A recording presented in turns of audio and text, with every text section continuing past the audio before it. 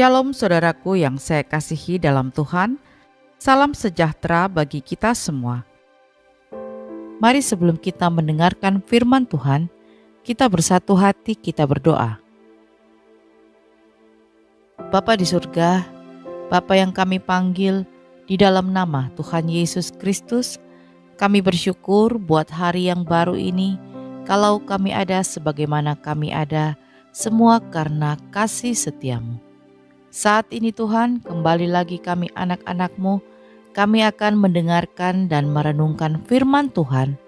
Berkatilah kami, berikanlah kami hikmat-Mu agar kami boleh mengerti setiap firman yang akan kami dengar. Di dalam nama Tuhan Yesus kami berdoa. Amin. Renungan firman Tuhan hari ini berjudul, Waspadalah terhadap iblis. Ayat firman Tuhan terambil dalam Lukas 4 ayat 1 sampai 13. Yesus yang penuh dengan Roh Kudus kembali dari sungai Yordan, lalu dibawa oleh Roh Kudus ke padang gurun. Di situ ia tinggal 40 hari lamanya dan dicobai iblis. Selama di situ ia tidak makan apa-apa, dan sesudah waktu itu ia lapar. Lalu berkatalah iblis kepadanya, "Jika engkau anak Allah, suruhlah batu ini menjadi roti." Jawab Yesus kepadanya, "Ada tertulis, manusia hidup bukan dari roti saja."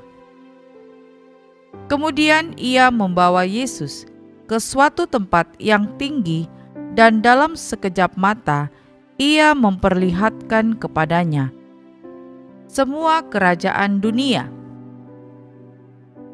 Kata iblis kepadanya, "Segala kuasa itu serta kemuliaannya akan kuberikan kepadamu, sebab semuanya itu telah diserahkan kepadaku, dan aku memberikannya kepada siapa saja yang ku kehendaki.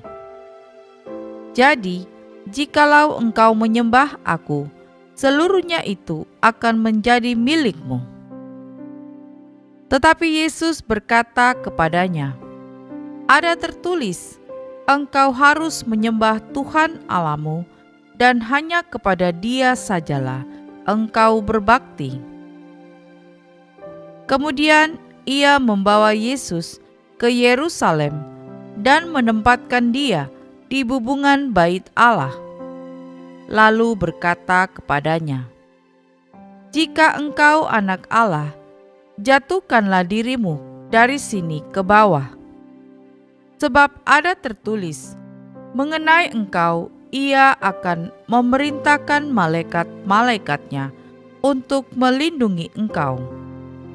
Dan mereka akan menatang engkau di atas tangannya, supaya kakimu jangan terantuk kepada batu."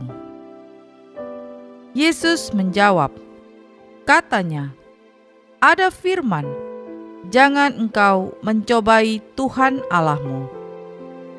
Sesudah iblis mengakhiri semua pencobaan itu, ia mundur daripadanya dan menunggu waktu yang baik. Saudaraku yang saya kasihi, ayat firman Tuhan yang telah kita baca adalah menceritakan tentang Yesus yang dicobai oleh iblis. Di ayat yang terakhir tertulis, iblis mundur dan menunggu waktu yang baik. Saudaraku yang saya kasihi, jangan pernah berpikir bila keadaan kita sedang baik-baik saja, berarti kita sedang terbebas dari incaran si iblis. Salah.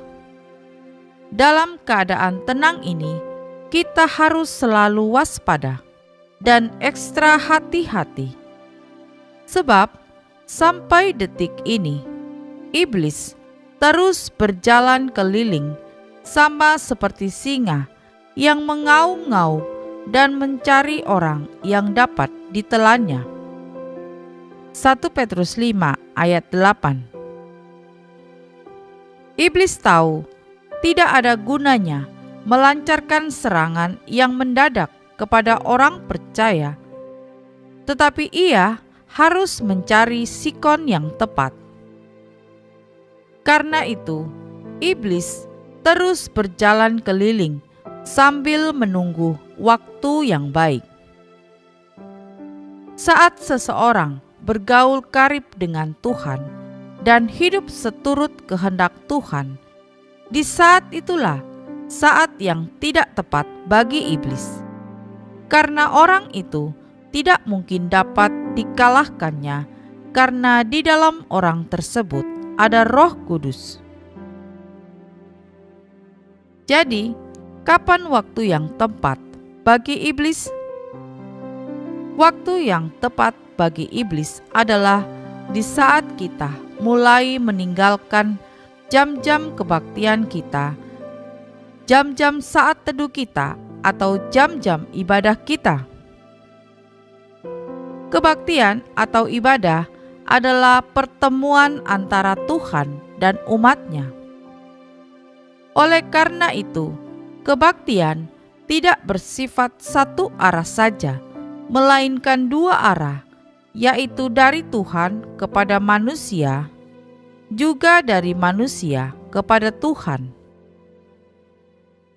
Itulah sebabnya di dalam kebaktian terdapat aktivitas dari Tuhan kepada umat-Nya. Melalui firman yang disampaikan hamba-Nya, dari jemaat kepada Tuhan berupa doa, pujian, dan penyembahan. Kebaktian atau ibadah adalah sangat penting sekali bagi kita sebagai orang percaya. 1 Timotius 4 ayat 7 bagian B sampai ayat yang ke-8 dikatakan di sana, "Latihlah dirimu beribadah." Latihan badani terbatas gunanya, tetapi ibadah itu berguna dalam segala hal, karena mengandung janji, baik untuk hidup ini maupun untuk hidup yang akan datang. Melalui ibadah, melalui kebaktian, roh kita kembali disegarkan. Iman dan pengharapan kita semakin diteguhkan. Melalui kebaktian pula, kita berkesempatan untuk bersekutu dengan saudara seiman lainnya sebagai anggota keluarga kerajaan Allah.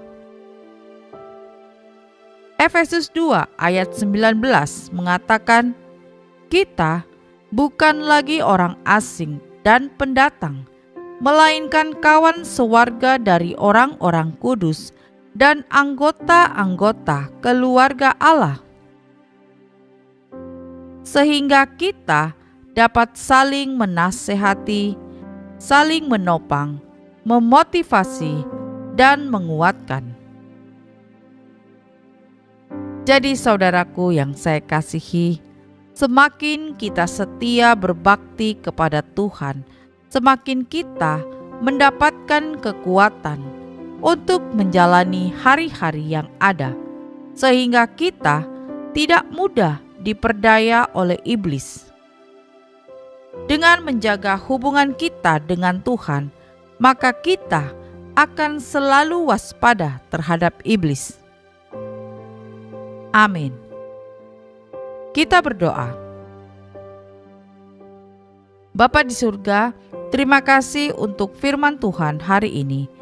Kami mau selalu melekat denganmu, agar kami tidak mudah diperdaya oleh iblis. Ya Tuhan, berikanlah kami roh yang menyala-nyala untuk selalu rindu bersekutu denganmu. Kami percaya hanya dekat denganmu, kami dapat merasakan ketenangan. Kami akan mampu melawan segala tipu muslihat iblis. Terima kasih Tuhan untuk firman-Mu. Ya Bapa, kami bersyukur buat hari yang baru ini, buat nafas yang masih Engkau berikan bagi kami. Ajarlah kami untuk tidak menyia-nyiakan waktu yang Engkau beri. Pakailah hidup kami Tuhan, hanya untuk menyenangkan hati-Mu. Kami menyerahkan segala aktivitas kami ke dalam tangan-Mu. Berkatilah kami, baik kami sebagai suami, kami sebagai istri, kami sebagai anak, dan kami sebagai orang tua. Biarlah sepanjang hari ini kami boleh selalu ada dalam perlindungan kuasa-Mu. Ya Tuhan, berkatilah segala pekerjaan kami, usaha kami, bisnis kami, apapun yang kami kerjakan, kami serahkan ke dalam tangan Tuhan. Kami percaya Engkau Allah yang akan membuat kami berhasil. Terima kasih Tuhan. Kiranya kasih Tuhan, sukacita, dan damai sejahtera dari Allah Bapa senantiasa boleh memenuhi setiap hati kami anak-anak-Mu. Di dalam nama Tuhan Yesus kami sudah berdoa dan mengucap syukur. Haleluya. Amin. Puji Tuhan, kita sudah berdoa pagi hari ini. Saya percaya kita sudah diberkati. Sampai berjumpa kembali dalam doa kita nanti. Selamat pagi, selamat beraktivitas. Tuhan Yesus memberkati.